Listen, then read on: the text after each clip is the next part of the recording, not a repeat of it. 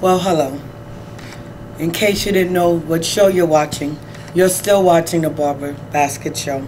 I'm here with Mark Bottoms, which had a child that graduated from Hempstead High School. How you doing today, Mr. Bottoms? I'm doing excellent, thank you. Okay. While your child was attending the high school, how was his time at the high school spent?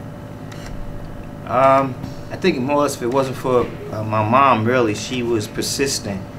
She got involved in the PTA meetings and a lot of the activities that went on within the school. So it kind of kept my son on course. You know, he participated in sports, you know, and at first it was a little rocky, but then, you know, he buckled down when it came close to graduating, and he got his diploma. Okay. As your son attending the high school, what are some of the violent incidents that occurred there while he was going there? I can't recall a lot of violence that was going on while he was there. I think that it's just changed dramatically as times get rougher, and parents are less likely more to be at home now because they have to work 2 jobs just to be able to keep up a household so that there's food on the table.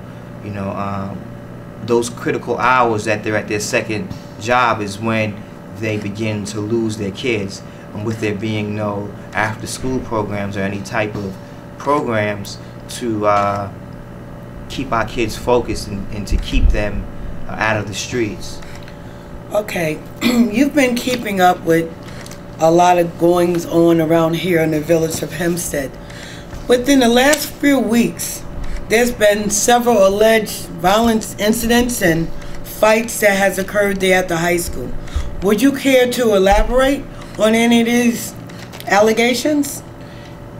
I believe that if what I'm hearing is true, that the police needed to be called, and I would question those in authority. Why were the police not called on the different incidents? I think that the one particular incident when the boy was allegedly sodomized, that as a social worker, I believe that you are required by law, you know, that you've taken an oath to be a reporter, you know, that you need to report any incident that occurs like that, and on alleged incident that would occur, you know, where someone would be raped or tempted to be raped, and then they're not doing that, questions the ethical part of their being licensed.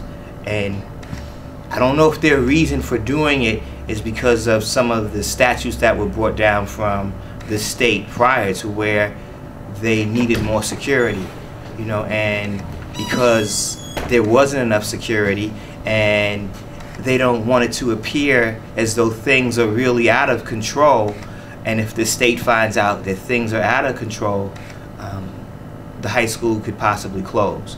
So I think that it more than likely will backfire on them if they did not make the state aware. Okay, it's been brought to my attention of 3 alleged incidents at the high school. One day in November the 16th, Hispanic gangs allegedly start fighting in school. No police are called. And then again in November 19th, 6 Hispanic boys start a fight in the bathroom with an African American boy. No arrests are made.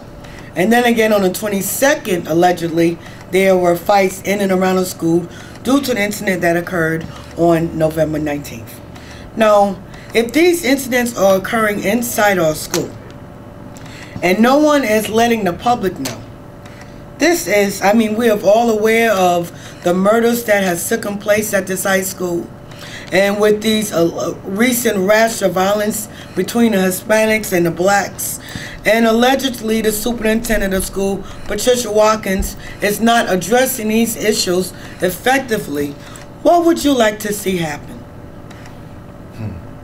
I would like to see the state actually come in and close the school. I think that we need to clean house, and sometimes cleaning house has to happen before change can actually occur. Some people may not like it, but sometimes you got to cut things from the root in order for something else to sprout up new.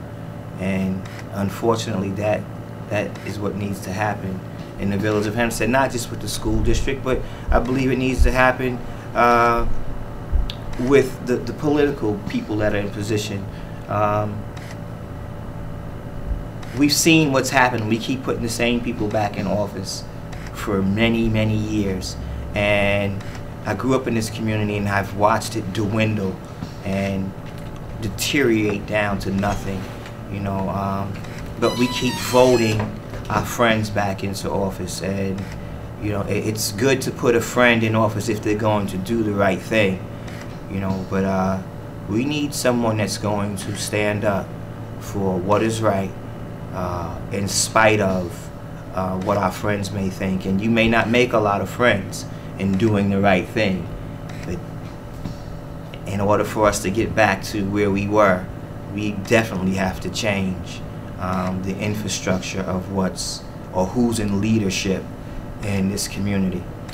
And I'm also aware of the fact that when parents try to approach these subjects with the school board when they have meetings, that the school board manipulates situations so that the parents will get frustrated and actually leave. Have you experienced any of that manipulation from the school board so they don't have to face these parents' questions head on? I think that when they have school board meetings, they have agendas, and they receive their agendas days in advance. So they should be prepared to discuss whatever it is they need to discuss, because they should have prepared beforehand. And I don't think that they're preparing beforehand, and then when it gets too heated and when they can't answer the questions because they haven't prepared themselves, the easy way out is to say we're going into executive session. And when they go into executive session, they stay for hours, and they stay for hours, and they stay for hours. And by the time they come out, the parents or the concerned citizens that are making the noise are gone, because they have to go home. They have to tend to their kids. They have to go to work. So they're unable to outsit the people that are on the board that are back in executive session. Well, this sounds like just a manipulative tactic to discourage the parents from not addressing the real issue at heart, and that is, what are they going to do to make our schools safe for our kids? We certainly know that enough lives have been cut short, kids have been injured, taken out in hospitals.